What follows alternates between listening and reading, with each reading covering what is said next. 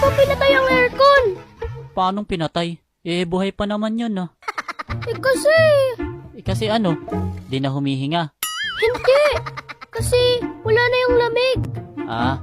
Baka yung lamig ang namatay. Kuya naman eh. Seryoso kaya akong tao. Ano? Tao? Oo. Tao. Oo nga. Naku Riz, pinagtitripan ka na lang ni kuya. Kaya nga. Kunwari ka lang kuya eh.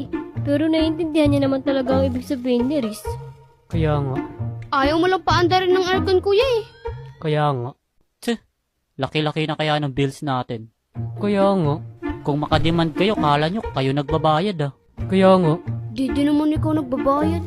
Kaya nga. Ano? Wala po kuya.